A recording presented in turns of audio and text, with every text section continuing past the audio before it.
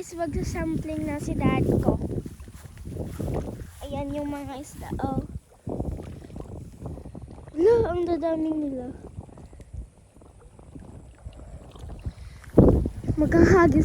Ihagis na ni daddy yung kanya.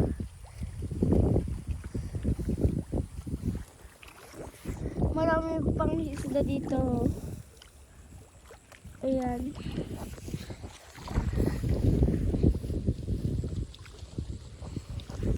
Yan.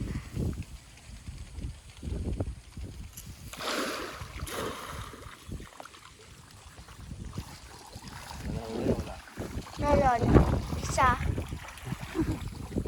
Ayun na. Oblong. Hindi marunong magtabukan. Ano yan? Tingnan mo kung may nahuli ako. Yan, meron.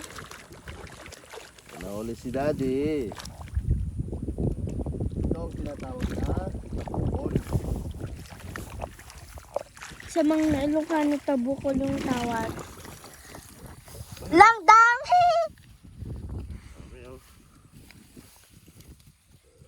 So, yan nga pala. Tingnan nyo. Ang dami.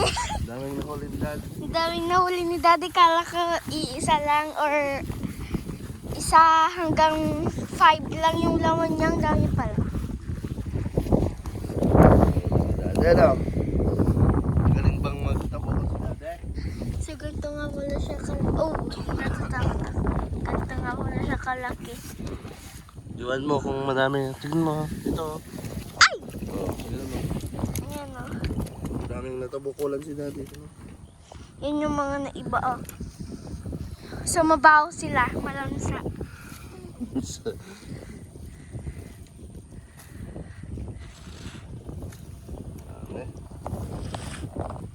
Kala ko maliit lang. Babalik na ni daddy yung maliliit. 2 months pa lang. 2 months pa lang to guys ah. So babalik ko yung maliit. Ay! Natatakot ako! Ito oh, sana. Ala, nagkakan sila. Parang... May bata, mahal ba ito? Eh ito, lalagay ko siya sa kwan.